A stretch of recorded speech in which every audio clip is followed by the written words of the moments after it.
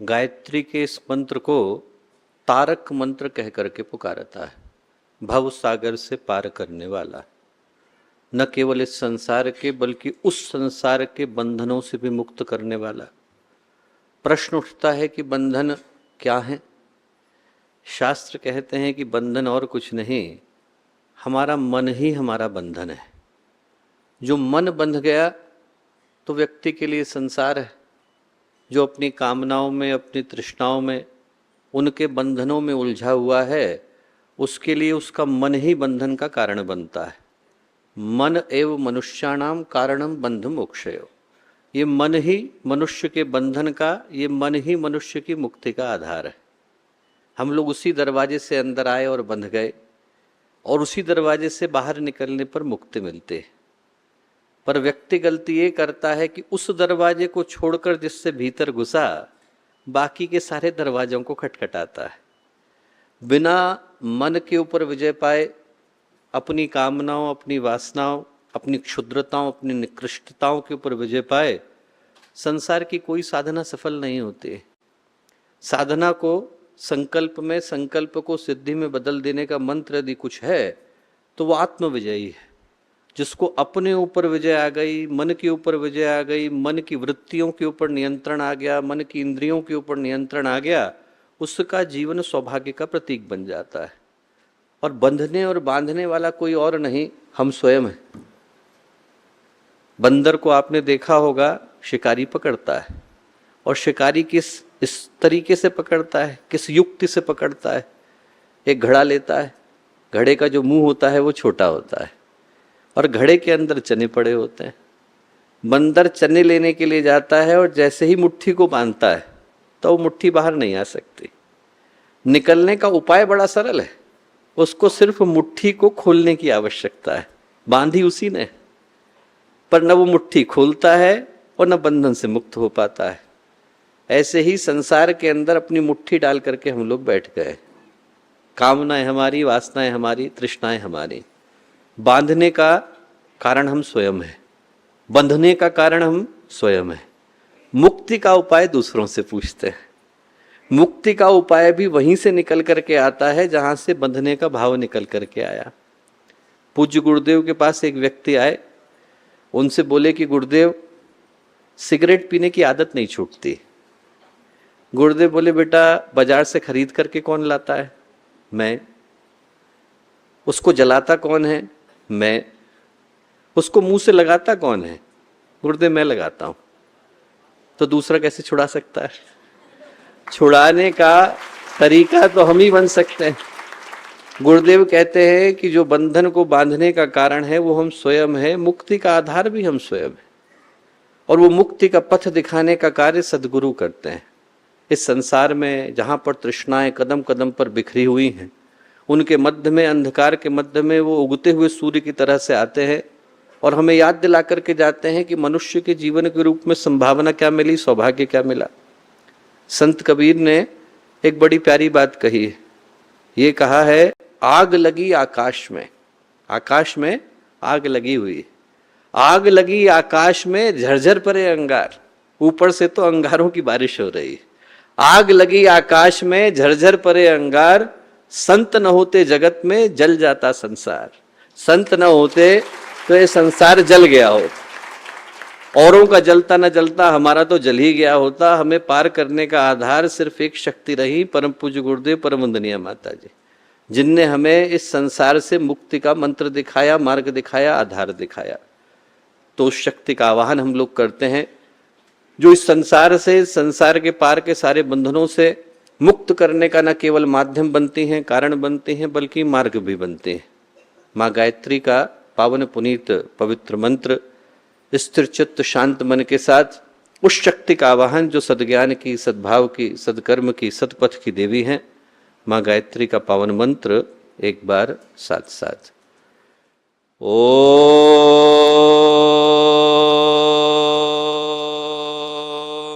भूर्भुवः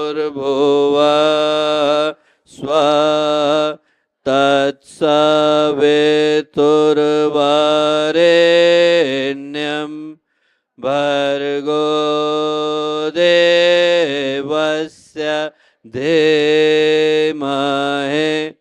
धियो यो नः प्रचोदयात्।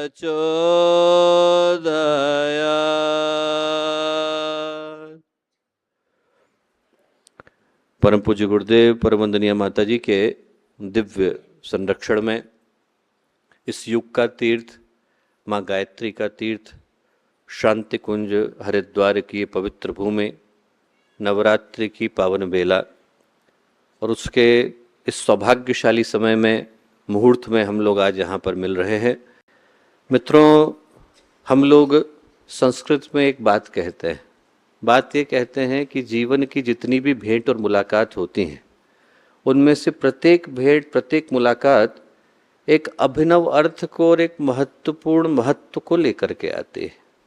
पर वो जो महत्व है, वो जो अर्थ है, वो तय निर्धारित इस आधार पर होता है कि हम मिल किससे रहे। संत से मिले तो जीवन का, मुलाकात का अर्थ भिन्न हो जाता है, दुष्ट से मिले तो अर्थ भिन्न हो जाता है। गुरुदेव से मिलने के लिए गए तो जीवन में सौभाग्य की रेखा इतनी बड़ी खिंच जाती है कि जो जन्म जन्म का अंधकार है वो सदा के लिए नष्ट हो जाता है। कुमति कीच चेला भरा, गुरु ज्ञान जल होए। संत कबीर ने कहा है कि जो चेला है, शिष्य है, उसके हृदय में तो कुमति का कीचड़ भरा हुआ है। कुमति कीच चेला भरा, गुरु ज्ञान जल होए। गुरु ज्ञान के जल के समान होता है। कुमति कीच चेला भरा, गुरु ज्ञान जल होए। जन्म जन्म का काचड़ा पल में डाले धोए। जो जन्म जन्म का कचड़ा होता है वो गुरु क्षण भर में समाप्त कर देते हैं। गुरु से मिले और ऐसे गुरु से मिले जिनसे मिलने के बाद आंतरिक उन्नति, आध्यात्मिक उन्नति, साधनात्मक उन्नति सुनिश्चित हो जाती है। तो उनसे मिलते ही जीवन में सौभाग्य का सूर्योदय हो जाता है। और वहीं पर दुष्ट से, अपराधी से, पापी से, पातक से व्यक्ति मिले तो देख करके लोग राहें बदलने लगते हैं, कन्नी काट जाते हैं। मिलने का अर्थ इस आधार पर निकल करके आता है कि मिल किससे रहे, मिल क्यों रहे, मिल कहाँ रहे। वही भाई लक्ष्मण जिनने भाई भरत के साथ न जाने कितनी सौभाग्य की घड़ियां गुजारी थी। वनवास के दिनों में धूल के गुबार को उठते देखा, रथ को आते देखा, सेना को आते देखा तो प्रश्न बदल गए, हमला करने तो नहीं आ रहे हैं। मुलाकात कहाँ पर होती है और किन परिस्थितियों में होती है, वो उस मुलाकात का अर्थ लेकर के आता है। उसी व्यक्ति के साथ जिसके साथ हम दिन रात मिलते होंगे, रात के अंधेरे में लोगों से नजरें छिपा करके मिलने के लिए जाएं तो लोग अर्थ भिन्न कर देते हैं। भेंट, मुलाकात, मिलने का जो अर्थ है वो इन समीकरणों पर निर्भर करता है कि हम मिल किससे रहे हैं, मिल कहाँ रहे हैं, मिल किन परिस्थितियों में रहे, मिल क्यों रहे। ये सारे के सारे समीकरण इस सत्य को निर्धारित करते हैं कि हमारे जीवन में वो मुलाकात क्या परिणाम लेकर के आएगी। भगवान राम, भगवान भरत, इनकी मुलाकात को युग गुजर गए, वर्षों बीत गए, न जाने कितने पात्र अभिनय करके चले गए। आज भी रामलीला पर वो घटना घटती है, लोगों के आंख से आंसू गिरने लग जाते हैं। और वहीं पर कैकेयी और मंथरा की घटना को देखकर व्यक्ति के मन में क्रोध जन्म लेने लगता है, जबकि वो तो अभिनय ही कर रहे हैं। सत्य को घटे तो युगों बीत गए। हमारे जीवन में कोई भी मुलाकात परिणाम तब लेकर के आती है जब हम उसके सारे समीकरणों को समझ पाने की स्थिति में होते हैं। उस दृष्टि से आज की अपनी इस मुलाकात का यदि हम लोग अर्थ निकाल करके देखें, समीक्षा करें, मूल्यांकन करें तो पाएंगे कि न जाने कितने सौभाग्यों के मध्य में आज हम लोग बैठ रहे हैं। आज की इन विश्व को बदल देने वाली परिस्थितियों के मध्य में भारत की भूमि पर जन्म लेने का अवसर हम लोगों को मिला है। पुण्य प्रसूता भूमि। भारत अकेले विश्व के मानचित्र पर ऐसी भूमि है जिसने पलक झपकाई और एक अवतार को पैदा किया है। जिस क्षण में उसका मन आया, उस क्षण में भारत ने एक महापुरुष को, एक महामानव को, एक योगी को, एक संत को, एक ऋषि को जन्म दिया। ऋषियों को जन्म देने वाली ये भूमि, देवताओं को जन्म देने वाली है भूमि। और इस भूमि में भी हम लोग, इस भूमि के शीर्ष में देवभूमि उत्तराखंड में, जहां से देव भाषा ने जन्म लिया, देवताओं ने जन्म लिया, गंगा के अवतरण की भूमि, हिमालय के प्राकट्य की भूमि, 5 बद्रियों की, 5 केदारों की भूमि, सप्त ऋषियों की तपस्थली में आ जाकर के बैठे। और वहां पर भी जो इस युग के महानतम ऋषि हुए, परम पूज्य गुरुदेव, विश्व के अंधकार के मध्य में जो दैदीप्यमान सूर्य की तरह से दूर से ही प्रकाशित नजर आते हैं, उनकी ज्ञान कर्म संकल्प भूमि पर उपस्थित हो पाने का अवसर नवरात्रि के पावन काल में हम लोगों को मिला है। जरा सोच करके देखें कि वो कितना बड़ा सौभाग्य है, कौन से जन्मों का पुण्य होगा कि आज हम लोगों को यहां पर उपस्थित हो पाने का सुअवसर मिला, सुयोग मिला, सौभाग्य मिला। इस बात पर मेरा दृढ़ नहीं अंधविश्वास है कि गुरुदेव के अलावा इस दुनिया का पत्ता हिलता नहीं, और आज उनकी भूमि पर उपस्थित हो पाने का एक बहुत बड़ा श्रेय और सौभाग्य हम लोगों को मिला है। कुछ और कहें, कुछ और करें, कुछ और जपें और कुछ और भजें, उससे पहले मन में कहीं गहरे इस सौभाग्य को अपने अंदर प्रतिष्ठित करें कि जिस शक्ति से जुड़ पाने का अवसर मिला, भारत की भूमि पर उपस्थित हो पाने का अवसर मिला, साधना कर पाने का अवसर मिला, ये हमारे जीवन का शायद सबसे बड़ा सौभाग्य है। और जब इन सौभाग्यों के मध्य में हम लोग मिल रहे हैं दोस्तों, तो मैं हर व्यक्ति से कहूंगा, हर साधक से कहूंगा जो नवरात्रि का अनुष्ठान यहाँ कर रहा है, घर पे कर रहा है, कहीं पर भी कर रहा है, वो अकेले में गुरुदेव को, माता जी को, माँ गायत्री को साक्षी मानकर आंखें बंद करे, छाती पर हाथ रखे और अपने आप से एक प्रश्न पूछे कि हम नवरात्रि के अंत की तरफ को बढ़ रहे हैं। हम अपने आप से प्रश्न ये पूछें कि 9 दिनों में हमने किया क्या और पाया क्या, क्या कर पाए और क्या प्राप्त कर पाए। और वो प्रश्न बड़ा मूल्यवान है और जरूरी है। क्यों? क्योंकि आप में से प्रत्येक व्यक्ति, ये मेरा विश्वास है कि यहां पर आया नहीं है बल्कि बुलाया गया है।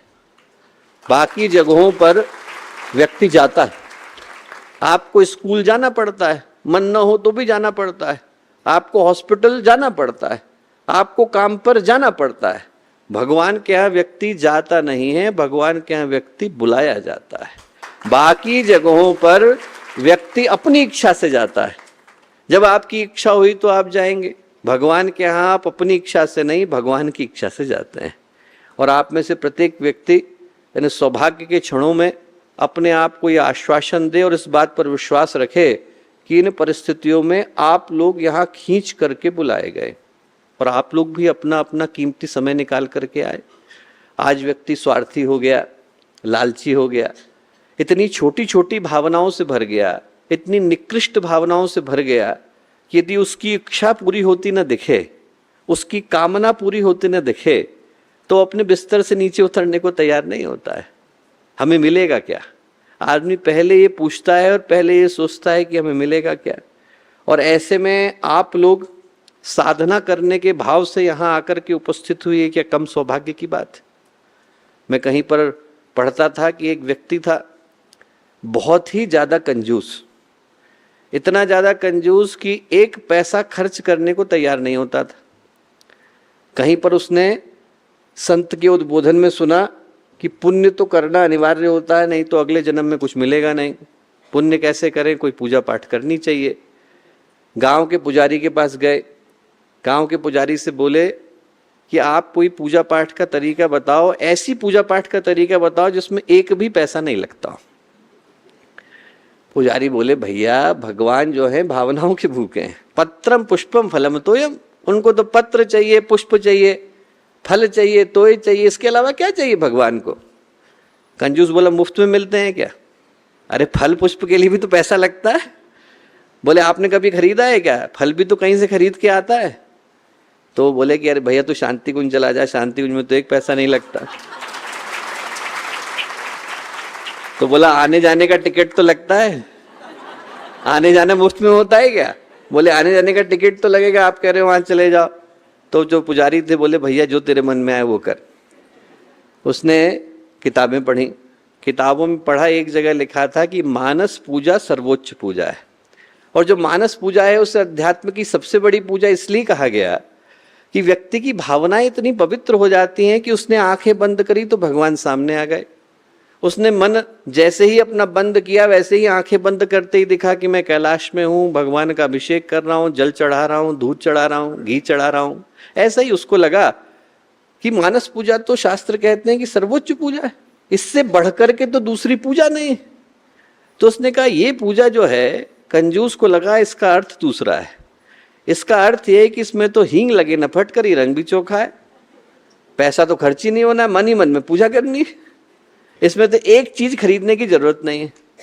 बैठ गया वो अपने घर में पूजा करने को, आंखें बंद कर ली, मन ही मन सोचा कि भगवान आ गए हैं, इतना सुंदर शिवलिंग है, मैं वहाँ पर रुद्राभिषेक कर रहा हूँ, मैंने भगवान को पुष्प चढ़ा दिए, भगवान को मैंने अक्षत चढ़ा दिए, भगवान का जल से अभिषेक कर दिया, भगवान का दूध से अभिषेक कर दिया, भगवान को मैंने अब दही चढ़ा दिया, अब मैं भगवान के ऊपर घी चढ़ा रहा हूं। अब जैसे घी चढ़ाने की बारी आई, बोले अरे ज्यादा गिर गया इस बार तो।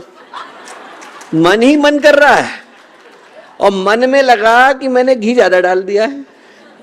भगवान शिव प्रकट हुए, हाथ रोके, बेटा मन में पूजा कर रहा है, कम से कम मन में तो कंजूसी छोड़ दे। आज आदमी इतना कंजूस हो गया, मन इतना छोटा हो गया कि मन की पूजा में भी व्यक्ति नाप तोल करके करना चाहता है। और ऐसे में आप लोग अपने अपने जीवन का कीमती समय निकाल करके यहाँ आए। प्रश्न पूछना तो जरूरी है कि इस 9 दिन के अनुष्ठान में हमने किया क्या और पाया क्या। आप में से हर व्यक्ति को यहाँ पर खींच करके बुलाया गया, आप अपना कीमती समय निकाल करके आए और एक विशिष्ट साधना को करने के लिए आए। विशिष्ट साधना सामान्य साधनाओं से भिन्न होती है। सामान्य साधना को करना हो तो घर में पूजा पाठ व्यक्ति करता है, विशिष्ट साधना को करने के लिए विशिष्ट जगह पर जाया जाता है, विशिष्ट तरीके से किया जाता है, विशिष्ट प्रयोग का प्रयोग किया जाता है। आप लोग यहाँ पर विशिष्ट साधना को करने के लिए आए। विशिष्ट में क्या होता है, जो सामान्य का ढर्रा है उसको उलट दिया जाता है। घर का हमारा सामान्य का ढर्रा क्या था, किसी से आप पूछें रात को 2 बजे सोते थे, 9 बजे उठते थे, क्या कर रहे थे, रात में आईपीएल का मैच देख रहे थे, क्या कर रहे थे, दोस्त आ गया था, बात करते करते पता ही नहीं चला रात के 1 बज गए। ऊपर खाट लगा करके बैठे थे, चंद्रमा और तारे गिन रहे थे, कितने पता नहीं चली पर रात निकल गई। व्यक्ति देर से सोता था और देर से उठता था। उठे कितने बजे, 8:15 बज गए थे, 9 बज गए थे। यहां पर आए तो गुरुदेव ने वो ढर्रा पलट दिया। 4 बजे उठना पड़ेगा, नहाने का मन नहीं है नहाना पड़ेगा, बिस्तर से निकलने का मन नहीं है निकलना पड़ेगा।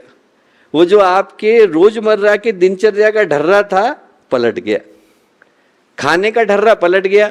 घर में क्या करते थे, हम तो आलू का पराठा खाते थे भैया, नींबू का अचार खाते थे, ढोकला खाते थे, फाफड़ा खाते थे, डोसा खाते थे, हम लोग बहुत अच्छा अच्छा खाते थे, आप आना आपको खिलाएंगे। यहाँ पलट गया, गुरुदेव की साधना में खाने का ढर्रा पलट गया। अस्वाद खाना पड़ेगा, जीभ के ऊपर अंकुश लगाना पड़ेगा। वो जो पूजा का ढर्रा था वो पलट गया। घर में व्यक्ति जैसा मन करता था तो पूजा करता था, मन करा तो किया, नहीं तो नहीं करी। एक सज्जन थे मैं जानता हूं, वो जब मैच चलता था तो माला लेकर के बैठते थे। उधर मैच में रोमांच बढ़ता था, इधर मालाएं तेज हो जाती थी। जितना उधर की तरफ सेंसेशन होता था उतनी ही तेजी से उनकी मालाएं चलती थी। घर की पूजा व्यक्ति जैसा चाहे वैसा करता था। यहाँ ढर्रा पलट गया, यहाँ आपको व्रत अनुशासन में बांध दिया। गुरुदेव की जो विशिष्ट साधना है उसने कहा कि आपको इतनी मालाएं तो करनी पड़ेंगी। क्यों? क्योंकि कठोरता की आदत डाले बगैर जीवन में साधना संभव नहीं हो पाती। जो कठोरता है और कोमलता है, ये दोनों भी आदतों का ही नाम है।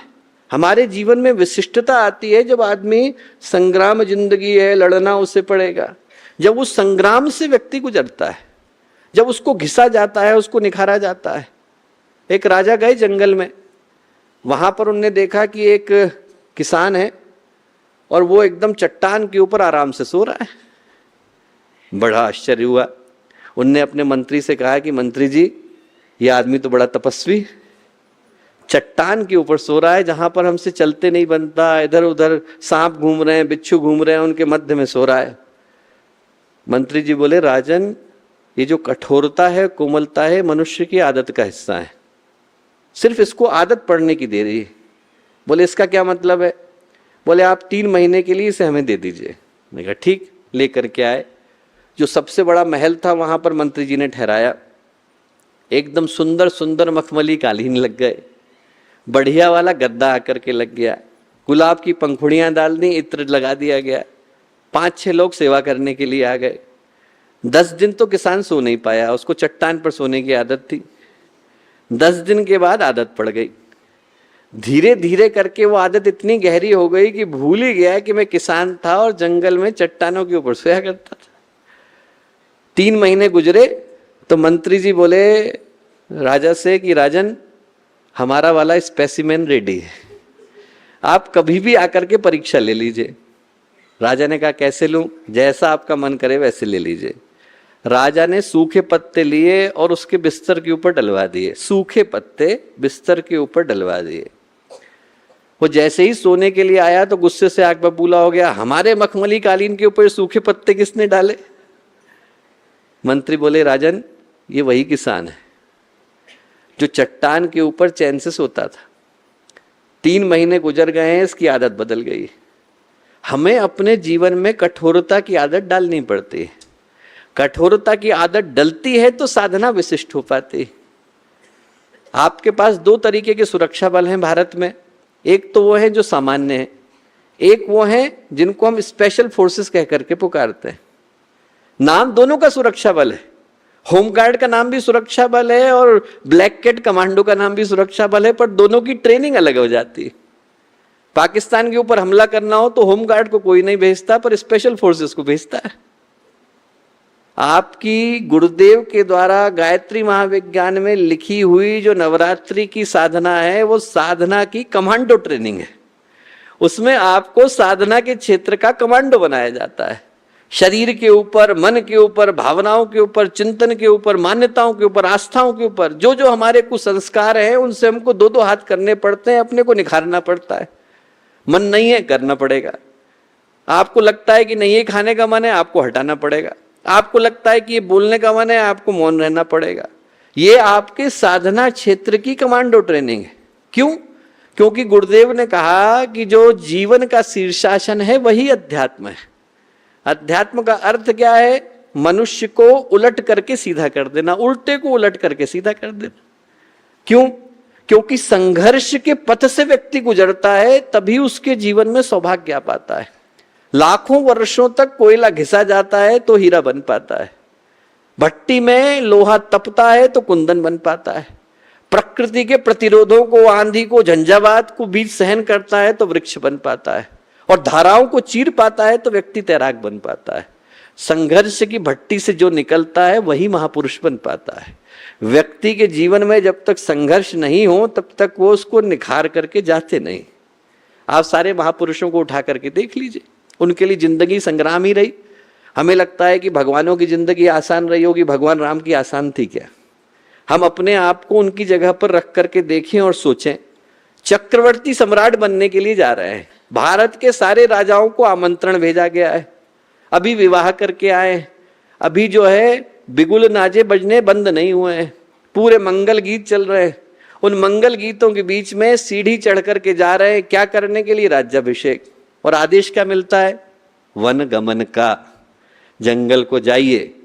और जिस चेहरे पर स्मित को लिए, मुस्कुराहट को लिए, गर्व को लिए, गौरव को लिए, स्वाभिमान को लिए भगवान सीढ़ी पे चढ़ते हैं, उसी गर्व गौरव स्वाभिमान के साथ जंगल को जाते हैं। ये क्या है? तपस्या। भगवानों को उस तपस्या से गुजरना पड़ता है, महापुरुषों को गुजरना पड़ता है। क्या ध्रुव को तपना नहीं पड़ा? क्या प्रहलाद को आग में उतरना नहीं पड़ा? क्या सुधनवा को खौलते तेल के कड़ाहे में नहीं उतरना पड़ा? क्या शिवी को अपने शरीर की बोटियां काट काट करके देनी नहीं पड़ी? क्या सत्यवादी हरिश्चंद्र को अपने जीवन में कठिनाई से नहीं गुजरना पड़ा? ऐसा कोई व्यक्ति ही नहीं। संत कबीर को तो पैरों में बेड़ियां डाल दी और बेड़ियों के दूसरे हिस्से पर संदूक बांध दिया ताकि बेड़ियां खोल करके आ नहीं जाए, और पानी में फेंक दिया, ऊपर से हाथी और चढ़ा दिया। मुस्कुराते हुए निकले। मुस्कुराते हुए निकले तो लोगों ने कहा शहंशाह ने आपके साथ ऐसा किया है। कबीर बोले शहंशाह वो नहीं है, मैं हूं। क्या बात करते हैं, आप तो फकीर हैं। कितनी प्यारी बात बोले कबीर। कबीर बोले चाह मिट्टी, चिंता मिट्टी, मनवा बेपरवाह। चाहत कोई है नहीं, चिंता है नहीं, परवाह है नहीं। 3 चीजें हैं जो व्यक्ति को परेशान करती हैं। न चाहत है, न चिंता है, न परवाह है। चाह मिट्टी, चिंता मिट्टी, मनवा बेपरवाह। जिसको कुछ नहीं चाहिए वो ही शहंशाह। जिसको कुछ चाहिए ही नहीं उससे आप छीनोगे क्या? वो असली राजा है। और वो आपको शहंशाह बनाने का, साधना के क्षेत्र का कमांडो बनाने का जो पथ है वो नवरात्रि की साधना का पथ है। गुरुदेव ने जो साधना दी दोस्तों, उसका सौभाग्य अप्रतिम है। गुरुदेव ने कहा कि नवरात्रि की साधना में, परिशोधन की साधना में 2 प्रक्रियाओं से हमें गुजरना पड़ता है। कौन कौन सी प्रक्रिया हैं? एक का नाम है धुलाई और एक का नाम है रंगाई। धुलना किसको है? कर्मों को। हमसे जाने अनजाने जो पहले गलत कर्म हो गए उनको धोने का काम कौन करेगा? हम ही तो करेंगे। और रंगना किसको है? हमको। अपने ऊपर गुरु के रंग को रंग लेना, भगवान के रंग को रंग लेना। इन दोनों के मिलने से नवरात्रि की परिशोधन की साधना पूर्ण हो पाती है, सफल हो पाती। पहले तो कपड़े को धोया जाता है। कपड़ा कौन सा? ये शरीर। ये शरीर भी तो कपड़ा ही है। भगवान गीता में क्या बोलते हैं? वासांसि जीर्णानि यथा विहाय नवानि ग्रहणानि नरोपराणि। ये जो शरीर है ये आत्मा के लिए कपड़ा है। एक दिन पुराना हो जाता है तो आत्मा इसे उठा करके फेंक देती है। अभी सुबह से शाम हो गई, शाम को ये जो कपड़े पहने हुए हैं हम लोग, ये पुराने हो जाएंगे, मुसल जाएंगे। तो इन गंदे कपड़ों को कोई नहीं पहनता, उतार करके फेंक देता है। ऐसे ही दोस्तों एक दिन जिंदगी की भी शाम होती है। जब जिंदगी की शाम होती है तो आत्मा भी शरीर को उठा करके फेंक देती है। वासांसि जीर्णानि यथा विहाय नवानि ग्रहणानि नरोपराणि। पर जब तक के लिए कपड़ा चढ़ा हुआ है तब तक उस पर मैल न लगे, जिम्मेवारी किसकी है? हमारी तो है। मैले कपड़े को कौन पहनता है? पोंछे को पहन करके कोई जाता है क्या? अच्छा कपड़ा पहनते हैं सब लोग। अच्छा कपड़ा धुला धुलाया पहनना जब शरीर के ऊपर जरूरी है तो आत्मा के ऊपर जरूरी नहीं? आत्मा को भी तो कर्मों का धुला हुआ, कुसंस्कारों से मुक्त ऐसा शरीर चाहिए जिसने उसके ऊपर प्रकाश का आवरण पड़ा रहे। उस प्रकाश के आवरण को देने की जिम्मेवारी हमारी। वो जो काली खाई, वो जो मैल आया, वो जो कषाय और कलमश आए, वो कहाँ से आए? हमारे किए कर्मों से आए। उनसे अपने को मुक्त करने का जो पथ है वो धुलाई का पथ है। जो गंदगी कर बैठे हैं उसको धोना, वो तप। दोबारा गंदगी नहीं करेंगे, अपने आप को भगवान के रंग में रंग लेंगे, योग।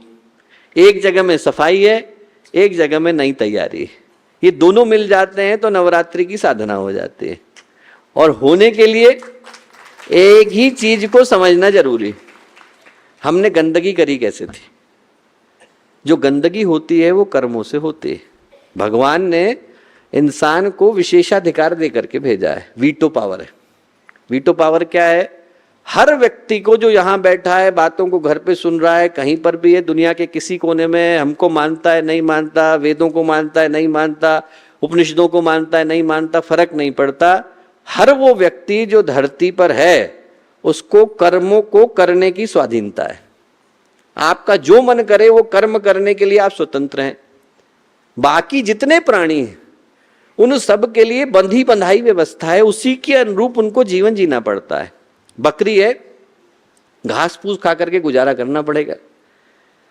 वो रेस्टोरेंट में पहुंच जाए तो कोई घुसने नहीं देगा, डंडा मार के फेंक देगा। वो कहे नहीं नहीं मैं तो अन्न जल में खाऊंगी, मैं सागर रत्ना में खा करके आऊंगी, तो नहीं खा सकती है माता जी, आपको बाहर रहना पड़ेगा। बकरी नहीं घुस सकती। शेर को शिकार करना पड़ेगा।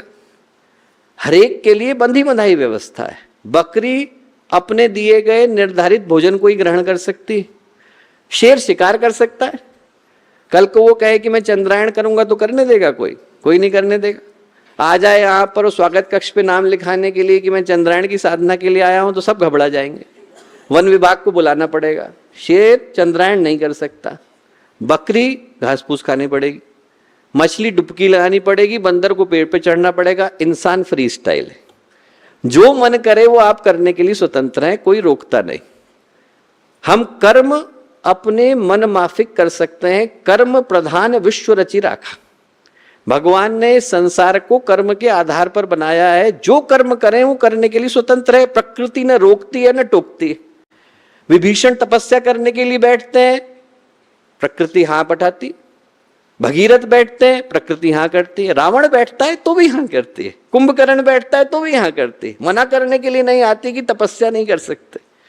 पर जब उस तपस्या को करने के बाद परिणाम आता है तो वही भगवान जो आशीर्वाद देने के लिए रावण को खड़े हुए थे, उसका वध करने के लिए भी वही अवतरण लेकर के आते हैं। कर्म मन माफिक करने की छूट है, पर करने के बाद शुभ और अशुभ, पुण्य और पाप, पुरस्कार और दंड, अच्छा और बुरा जो व्यवस्था बनेगी उसको चुनने की कोई स्वाधीनता नहीं। कर्म को करने की स्वाधीनता है, परिणामों को भुगतने की पराधीनता है। कर्म प्रधान विश्व रचि राखा, जो जस करहि सो तस फल चाखा। जिसने जैसा किया वैसा कर्म उसके पास लौट करके आता है। बोयो और काटो, बोया पेड़ बबूल का आम कहां से होए। जिसने जो किया उसको उसका दंड या पुरस्कार लेने के लिए बाध्य होना पड़ता है, उससे वो मना नहीं कर सकता। हमारे लिए छोड़ दीजिए, भगवानों के लिए व्यवस्था है। इंद्र के पुत्र थे जयंत, भगवान राम धरती पर आए। जयंत को लगा कि साहब ये कैसे भगवान है, जंगल में मारे मारे घूम रहे हैं, इनके साथ ऐसी ऐसी घटनाएं घट रही हैं, इनको अपने ही पिता ने हटा दिया, जंगल में घूम रहे हैं, वल्कल वस्त्रों को धारण किए हुए हैं, खाने को कुछ है नहीं, पीने का ठिकाना नहीं, जंगल में झोपड़ी बना के रह रहे हैं, कैसे भगवान है। उनने अपने पिताजी से कहा कि पिताजी मुझको तो भरोसा नहीं होता कि ये अवतार है। इंद्र बोले कि तुझे भरोसा होता हो ना होता हो, परीक्षा लेने के लिए मत चले जाना। बोले नहीं। तुरंत उनने कौवे का भेष धरा और भगवान राम के पास जाकर के बैठ गए। सीता जी बैठी थी, जाकर के चोंच सीता जी की एड़ी में मार दी, खून बहने लगा। भगवान कुछ बोले नहीं। भगवान ने घास का तिनका उठाया और फेंका। वो घास का तिनका ब्रह्मास्त्र में बदल गया। जयंत उसको देख करके भागा भागा भागा पिताजी के पास गया, बेटा इससे मैं भी नहीं बचा सकता, कहाँ जाऊं? देवगुरु बृहस्पति के पास जा। वहां पहुंचे, ऊपर जा, मैं नहीं बचा सकता। ब्रह्मा जी के पास गए, ब्रह्मा जी बोले बेटा अस्त्र मैंने ही बनाया है पर बचा मैं भी नहीं सकता। उन्हीं के पास जा जिनने छोड़ा है, भगवान राम के पास जा। भगवान राम के पास गए, भगवान राम से क्षमा मांगी। भगवान राम बोले जयंत ये ब्रह्मास्त्र नहीं है, तुम्हारा कर्म है जो तुम्हारे पास लौट करके आया है। इसको वापस ले भी लूं तो भी ये तुम्हें दंड दे करके जाएगा। वापस लौटते समय में वो घास का तिनका जयंत की आंख में घुस गया, उनको काना करके गया। वो दिन है और आज का दिन है, हम कौवे को काना कौवा कह करके पुकारते हैं। भगवानों को दंड लगता है, हमें नहीं लगेगा।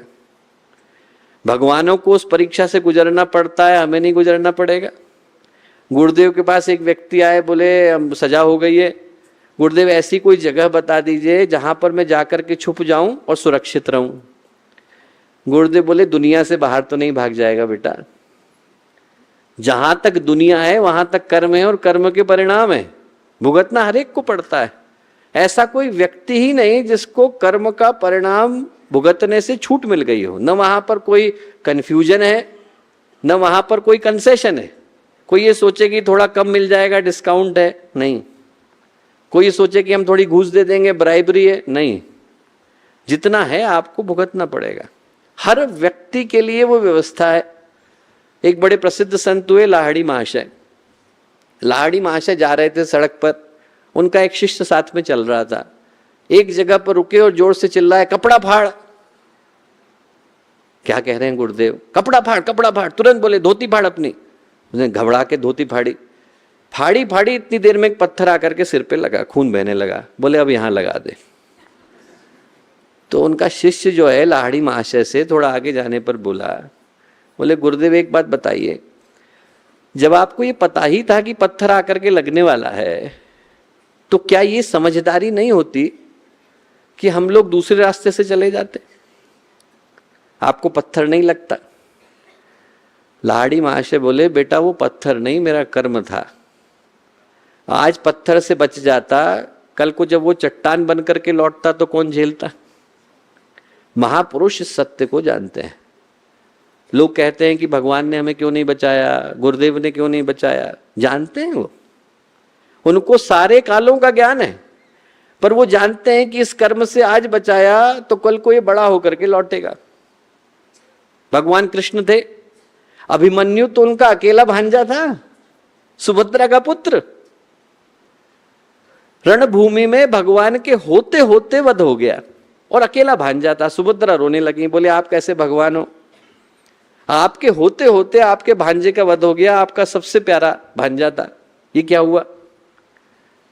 भगवान बोले मैं अभिमन्यु को बचा लेता यदि मैं कर्म से ऊपर होता। कर्म से ऊपर होने का दुस्साहस मैं भी नहीं कर सकता हूं। भगवान भी कर्म के अधीन ही होते हैं। तो जो कहने का अर्थ है वो बड़ा स्पष्ट है। जब हमारे ही कर्म है और हमें ही भोगने हैं तो उसको धुलने की व्यवस्था किसको बनानी है? हमें ही तो बनानी। ना भुक्तम शीते कर्म जन्म कोटि शतैरपि। हजारों जन्म चले जाए तब भी कर्म बिना भोगे समाप्त नहीं होता है। तो दो ही पथ हैं, या तो भोगना पड़ेगा, या तो भोग से भोगे या योग से भोगे। तो जो पथ गुरुदेव ने दिया वो योग से भोगने का दिया। जो पथ दिया वो ये दिया कि हम अपने जीवन को कठोरता से गुजारते हैं, संग्राम से गुजारते हैं, संघर्ष से गुजारते हैं, ताकि इससे पहले कि वो पत्थर चट्टान बन करके हमसे टकराए, हम पहले ही उस पत्थर को आने से पहले नष्ट कर दें।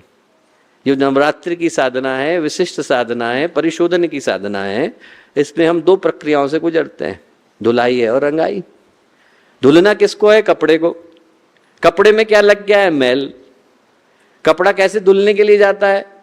ऐसा थोड़ी होता है कि कपड़ा जाए और खुद ही भगोने के अंदर उतर जाए और खुद ही उबलने लग जाए और खुद ही बाहर आ जाए और खुद ही कहे वॉशिंग पाउडर निरमा अब में बिल्कुल अच्छा हो गया। ऐसा थोड़ी होता है। कपड़े को कोई धोता है। कपड़े को धोने का काम या तो धोबी करता है या वॉशिंग मशीन करती है।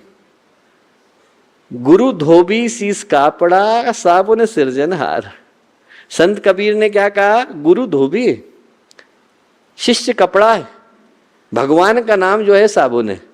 गुरु धोबी शीस कापड़ा साबुन सिरजनहार, सुरत शिला पर धोइए निकसे ज्योति अपार। जब बार बार घिसा जाता है, हमारे कपड़े का मैल छूटता है, अंदर का मैल छूटता है, तब हमारे अंदर से ज्योति निकल करके आती। पहले चरण में साधना के कपड़े को अपने आप को धोबी के हवाले कर देना होता है। कपड़ा लड़ने लग जाए, ऐ अपनी मोगरी दूर रख, तुझे पता नहीं हम राजा जी के कपड़े हैं, तो गंदा रह जाएगा। कपड़ा यदि बहस करने लगे अपने धोबी से कि तू मुझे साफ मत कर, तो गंदा रह जाएगा। हमें पूरे विश्वास के साथ जीवन में संघर्ष आए, परेशानियां आए, तो अपने आप को गुरुदेव की गोद के हवाले कर देना चाहिए। जो पहला चरण है वो ये कहता है कि बिना किसी शंका के, परेशानी के, सोच के, विचार के, कंफ्यूजन के, जब हम धुलने के लिए तैयार हैं तो अपने आप को गुरुदेव के हवाले कर दें। नहीं तो आप इतिहास उठा करके देखिए, हरिश्चंद्र को कितनी सारी परीक्षाओं से विश्वामित्र ने गुजारा। कोई कहानी पढ़ेगा तो सोचेगा कि गुरु है कि दुश्मन है। सपना देख लिया है, राज्य मांगने के लिए आ गए, बच्चे को मार दिया, पत्नी को निकाल दिया। पर यदि न गुजारा होता तो 4 युग गुजर गए हैं, आज भी हम लोग हरिश्चंद्र को सत्यवादी कह करके पुकार नहीं रहे होते। उन कठिनाइयों से जो गुजरता है, संघर्ष से जो गुजरता है, उसके जीवन में सौभाग्य आ पाता है। पहले चरण में हर व्यक्ति से कहूंगा कि ऐसा कोई व्यक्ति नहीं जिसके जीवन में कष्ट नहीं हो। हम लोग अपने कष्टों को ये समझ करके गुरुदेव के सुपुर्द कर दें। यहाँ बैठे हैं, युग तीर्थ में हैं, गायत्री तीर्थ में हैं, कि वो सब कुछ जानते हैं, हवाले कर दिया। अब आपको जो सही लगता है वो आप करिए। पांडवों को दर दर भटकना पड़ा। दर दर भटकना पड़ा तो भगवान कृष्ण से लोगों ने जाकर के कहा कि आपके तो इतने प्रिय हैं, फिर आप उनको इतनी कठिन परीक्षा से क्यों गुजार रहे हैं? भगवान क्या बोले? सिर्फ राजा नहीं बनाना है, उनको पांडव बनाना है। राजा बनाने का काम होता तो 2 क्षण में हो गया होता। पांडवों को पांडव बनाने के लिए परीक्षाओं से गुजारना जरूरी है। भगवान के मुंह से क्या निकला? सच है विपत्ति जब आती है कायर को ही दहलाती। भगवान बोले जब विपत्ति आती है, सच है विपत्ति जब आती है कायर को ही दहलाती है। शूरमा नहीं विचलित होते, क्षण एक नहीं धीरज खोते, कांटों में राह बनाते हैं, विघ्नों को गले लगाते हैं। कांटों में राह बनाने का काम करते हैं। जब विघ्न सामने आते हैं, मैं हर व्यक्ति से कहूंगा इस बात को बड़ी गहराई के साथ अपने मन में कहीं बिठा ले। जब विघ्न सामने आते हैं, सोते से हमें जगाते हैं। हम लोगों को पता भी नहीं था, जीवन की कठिनाई आती है तो हमें जगा करके जाती है, हिलाती है तो याद दिला करके जाती है कि आपके अंदर संभावना क्या है। जब विघ्न सामने आते हैं, सोते से हमें जगाते हैं। जो लाक्षागृह में जलते हैं पांडव बन वही निकलते हैं। एक बार तो व्यक्ति को जलना पड़ता है। जो पहला पथ है वो अपने आप को बिना कुछ सोचे गुरुदेव के हवाले कर देने का पथ है। जहां से ले जाएं, जो उनको सही लगे वो करे। दूसरा, कपड़ा जब सुपुर्द होता है तो क्या होता है, उसको उबलना पड़ता है या वॉशिंग मशीन की साइकिल से गुजरना पड़ता है। वो जो समय है जब हमारे कर्मों को उबाला जा रहा है, उबाला नहीं जाएगा तो निकलेंगे कैसे? घाव को चीरा नहीं जाएगा तो मवाद कैसे निकलेगा? डॉक्टर सर्जरी नहीं करेगा तो ऑपरेशन सफल कैसे होगा? वो प्रक्रिया पहली वाली प्रक्रिया का ही दूसरा अंग है। जब जीवन में कष्ट आए तो जो दूसरा मंत्र है दोस्तों गुरुदेव की नवरात्रि की विशिष्ट परिशोधन साधना का, वो यही कि उन संकटों को, परेशानियों को मुस्कुराते हुए सहन करना है। सबको गाली देते हुए हमने भोगा तो उसका कोई मतलब नहीं। मुस्कुराते हुए सहन करना है कि कर्म हमारे हैं, सौभाग्य की तरह से इनका वर्ण कर रहे हैं। जो परिस्थिति आ गई तो आ गई, ईश्वर की इच्छा, हमारे कर्म, हम इसको मुस्कुराते हुए सहन करेंगे। राजा थे एक, जीवन भर धर्म से भरा हुआ जीवन जिया। उनके गुरु उनको बहुत प्यार करते थे। एक दिन वो सुबह सुबह आए, बोले मैं बड़ी चिंता में हूं बेटा। क्या बात हो गई गुरुदेव? बोले मैंने आज देखा कि तुम्हारी मृत्यु होने में 24 ही घंटे शेष है। एक सांप आएगा और तुमको काटेगा। मैंने ध्यान में गहरे जाकर के देखा कि वो सांप कहां से आएगा। मैं बता सकता हूं कि वो सांप कहां पर रहता है। राजा बोले कि कहां रहता है? उनने स्थान बताया। बोले अब तुम्हें जो सही लगे वो करो, मैं तुम्हें यही बता सकता था, ये तुम्हें बता करके जा रहा हूं। बोले गुरुदेव एक चीज और बताइए। क्या बताइए? वो जो सांप मुझे काटने आ रहा है उसके साथ मेरा कर्मों का संबंध है कि यूं ही काटने आ रहा है? बोले नहीं, कर्मों का संबंध है। आज से 40 जन्म पहले तुमने उसको बहुत कष्ट दिया था, उसको मारा था। आज वो कर्म फलित हो रहा है। सति मूले तद विपाको जाति आयु भोगा। जब कर्म फलित हो जाता है तो भोग लेकर के आता है। बोले आज वो कर्म परिणाम देने की स्थिति में आ गया है। 40 जन्म गुजरे हैं पर कर्म तुम्हारा है, लौट के तुम्हारे ही पास आ रहा है। उसी सांप के द्वारा आ रहा है जिसको तुमने मरवाया था। राजा बोले बस इतना ही जानना था। और कोई होता तो क्या करता? कोटर में आग लगवा देता, सांप को मरवा देता। पता तो चली गया था कि मृत्यु कहां से आ रही है। राजा ने किया उल्टा। राजा ने किया कि कर्म हमारा है, इसको सौभाग्य की तरह से वर्ण करेंगे, चेहरे पर मुस्कुराहट के साथ वर्ण करेंगे। जो सांप का बिल था, उसकी कोटर थी, वहां से लेकर अपने राजमहल तक, शयन कक्ष तक लाल कालीन बिछवा दी। हर जगह पर दूध रखवा दिए। जो जो सांप को पसंद है वो सारा सामान रखवा दिया। सांप अपने बिल से बाहर निकला, देखा दूध रखा है, दूध पिया, फिर दूध रखा है, दूध पिया। जो जो चाहता था वो सब मिला। राजा के शयन कक्ष में संस्कारों के वशीभूत होकर खिंचा चला गया। कर्म वहीं ले जाते हैं जहां जाना होता है। पहुंच गया। वहां जैसे ही पहुंचा, राजा ध्यान में बैठे थे।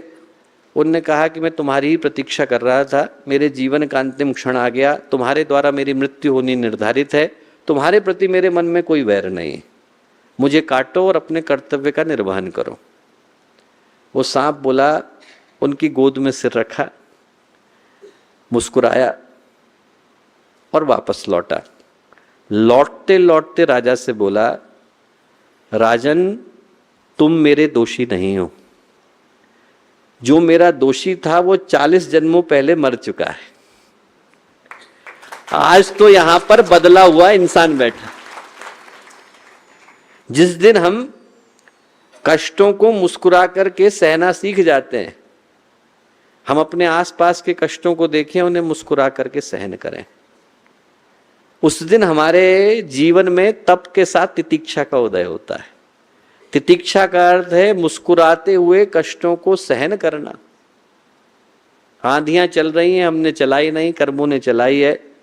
हम सिर्फ अपने कदमों को थाम करके रख सकते हैं। वो हमारा कर्तव्य, वो हमारी जिम्मेवारी। पहला चरण गुरुदेव के हाथों में सौंप देना। दूसरा चरण मुस्कुराते हुए अपने जीवन के कष्टों को, परेशानियों को सहन करना। और ये 9 दिन की नवरात्रि की साधना नहीं है, जीवन पर्यंत की साधना है। जीवन में जितने प्रारब्ध, जितने संस्कार, जितनी कठिनाइयां आती हैं, उनको मुस्कुराते हुए सहन करना। हमारे ही तो कर्म है हमारे पास लौट करके आ रहे हैं। फिर जब धुलता है तो क्या होता है? जब कपड़े को उबाला जाता है तो उसका मैल निकलता है। वो जो मैल का निकलना है, उसके लिए गुरुदेव ने बड़ा प्यारा शब्द इस्तेमाल किया है। क्या कहा है? पापों का प्रकटीकरण। हमारे पाप हैं वो उभर उभर करके सामने आ रहे हैं। कुछ पाप ऐसे हैं जो सारी दुनिया को पता है, कुछ ऐसे हैं जो हम ही को पता है। जो हम ही को पता है वो हम जाकर के गुरुदेव से बोलते हैं, प्रखर प्रज्ञा पर, सरल श्रद्धा पर माथा टिकाते हैं और उनसे कहते हैं, गुरुदेव जाने अनजाने गलती हो गई, आप मुझे मेरी गलती से मुक्त करिए। वो जो पापों का प्रकटीकरण है वो साधना का तीसरा हिस्सा है। एक सच्ची घटना आपको बताता हूं। न्यायाधीश थे, सुबह सुबह मॉर्निंग वॉक के लिए निकले। एक जज थे, मॉर्निंग वॉक के लिए जैसे ही निकले तो उनके सामने सामने घटना घटी। घटना ये घटी कि एक व्यक्ति को उन्होंने देखा कि वो चाकू मार करके और लहूलुहान और भाग रहा है। उनके सामने वो आदमी गिरा, जब तक उसको पकड़ते वो घायल को बचाने चले गए। घायल को बचाने गए, वो आदमी भाग गया।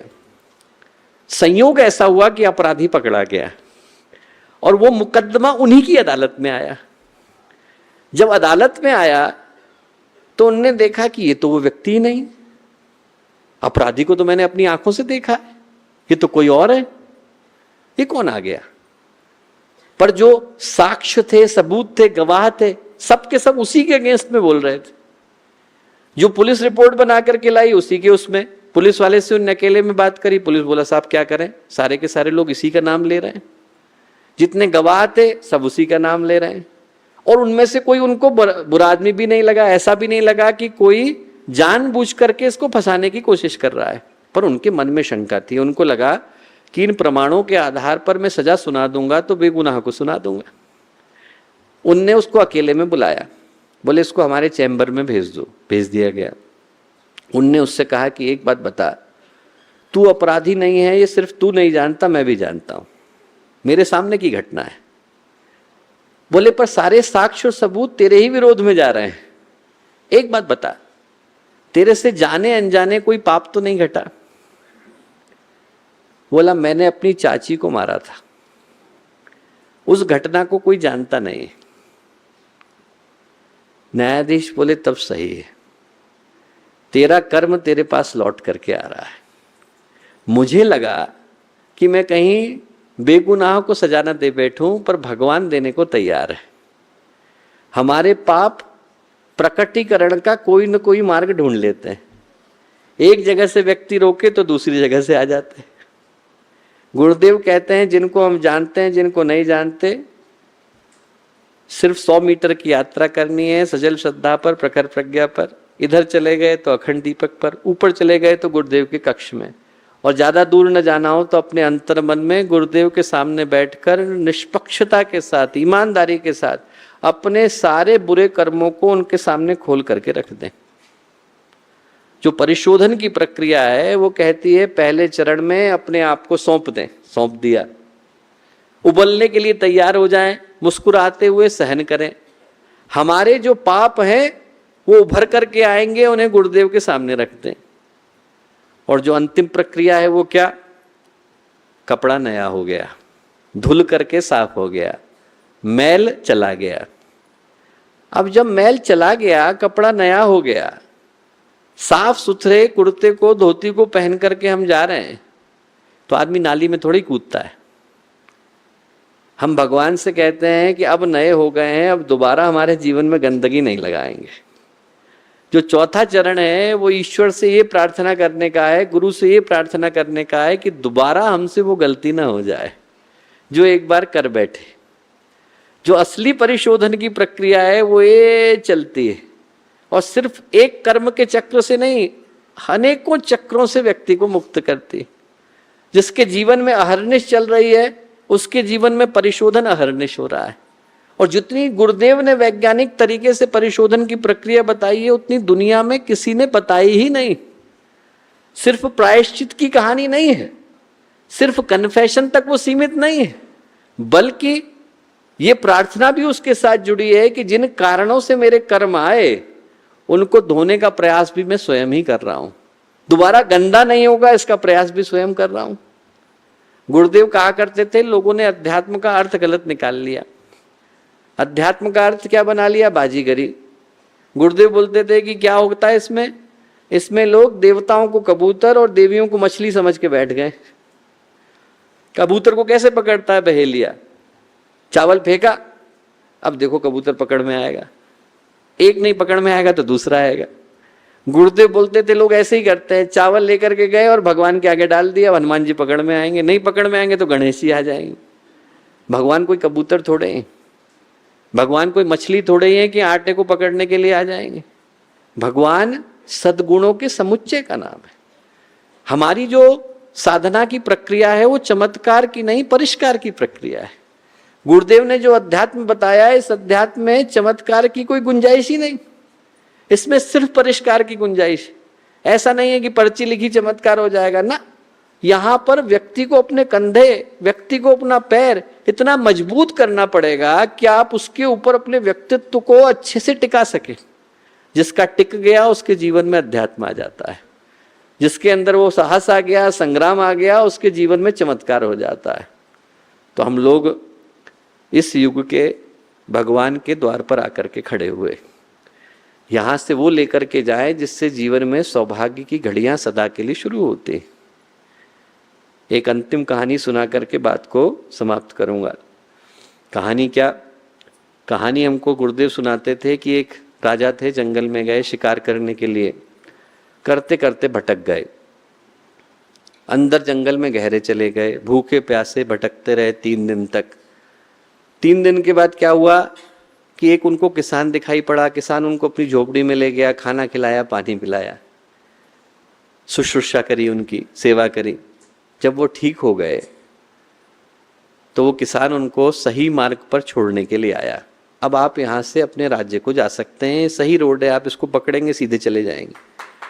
राजा के मन में क्या हुआ? कृतज्ञता आई। राजा को लगा कि इस व्यक्ति ने मेरे जीवन को बचाया, इसका मैं ऋणी हूं। तो राजा ने उस किसान से कहा कि देख, मैं हमेशा के लिए तेरा ऋणी रहने वाला हूं, तू एक काम कर, आराम से सोच, आज मत मांग, जब तेरा मन करे तब मांगना। जब भी तुझे लगे कि ये वो चीज है जो मैं मांगना चाहता हूं, मांगना, पर यदि वो चीज मेरे पास होगी तो मैं तुझे दूंगा। ठीक। 3 साल गुजर गए। 3 साल के बाद क्या हुआ कि एक दिन उसकी समझ में आया कि मुझे मांगना क्या है। गया वो राजा के पास जाकर के जैसे ही खड़ा हुआ तो राजा भरे दरबार में पहचान गए कि ये वो किसान है जिसने मेरी रक्षा करी थी। उनने किसान से कहा, क्यों भाई पहचान गए? आप लोग, आपके समझ में आ गया कि क्या चाहिए था? बोले हाँ समझ में आ गया। क्या चाहिए? राजा ने पूछा। किसान बोला कि साहब इस बार हमारे यहाँ कद्दू की फसल नहीं हुई है, एक कद्दू दे दीजिए। राजा बोले कद्दू तो मैं कभी भी दे देता, तू चाहता तो राजपाट मांग सकता था। गुरुदेव बोले राजा के पास गए और मांगा क्या? कद्दू। हम लोग गुरुदेव के पास आकर के खड़े हुए, नौकरी मनोकामनाएं तो कोई पूरी कर देता है, हम लोग इस युग के विश्वामित्र के पास खड़े हैं, उनसे जीवन की मुक्ति का कारण तो मांगे। ये तो मांगे जो उनके पद के अनुरूप नवरात्रि की साधना का समय है, जीवन का सर्वोच्च संकल्प लेकर के जाएं। हमारी साधना फलीभूत हो, जीवन में परिष्कार हो, हम अपने को गुरुदेव को सौंपने को तैयार हो, हम उन पापों के प्रकटीकरण के मार्ग से गुजरने को तैयार हो जिसमें हमारा शोधन संभव हो पाता है। उस पथ को दिखाने का काम जिस महापुरुष ने किया, उस साधना को अपनाने का समय नवरात्रि का समय है। आप में से प्रत्येक के जीवन में वो नवरात्रि सिर्फ 9 रातों तक सीमित न हो, बल्कि जन्म पर्यंत चले। हर क्षण सौभाग्य को लेकर के आए, हर क्षण सुबेरा लेकर के आए, हर क्षण खुशियां लेकर के आए और हर क्षण मन के अंदर शांति लेकर के आए। ऐसी प्रार्थना हम पूज्य गुरुदेव से, वंदनीय माता जी से करते हैं। आप सबको बहुत सारा धन्यवाद, शुभकामनाएं, मंगल कामनाएं।